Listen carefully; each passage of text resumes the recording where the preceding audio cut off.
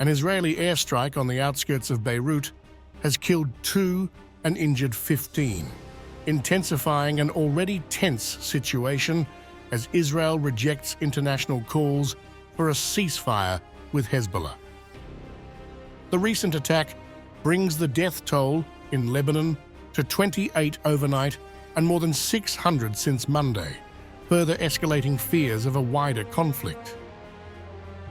Hezbollah has retaliated with missile strikes aimed at Israeli positions, including in Tel Aviv, although Israeli defenses have limited the damage.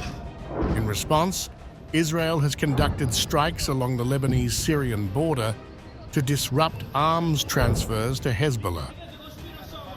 The strike targeted a region where Hezbollah had been active, including the recent killing of Mohammed Surur, a senior commander in the group.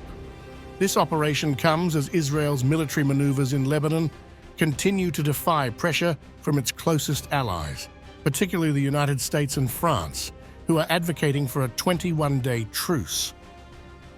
Israeli Prime Minister Benjamin Netanyahu reaffirmed his commitment to ongoing military operations, indicating that attacks on Hezbollah will persist despite Western calls for a temporary ceasefire. We are continuing to strike Hezbollah with full force, and we will not stop until we reach all our goals, chief among them, the return of the residents of the north securely to their homes. Lebanese Foreign Minister Abdallah Bou Habib appealed to the United Nations for an immediate ceasefire, warning that the crisis threatens Lebanon's existence. He stated, "The situation is spiraling out of control," highlighting the urgency of the international community's intervention.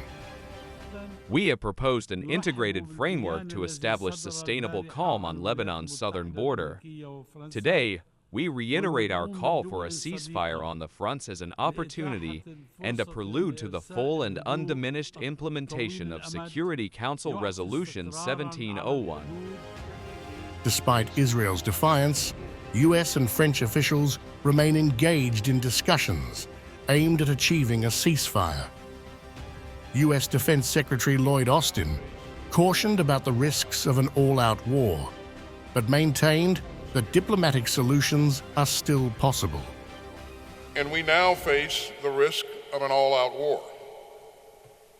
Another full-scale war could be devastating for both Israel and Lebanon. So let me be clear. Israel and Lebanon can choose a different path. Despite the sharp escalation in recent days, a diplomatic solution is still viable. As hostilities escalate, humanitarian conditions in Lebanon are deteriorating, with many seeking refuge in schools. Aid organizations are mobilizing to provide essential supplies to those affected, highlighting the urgent need for a resolution to the ongoing conflict.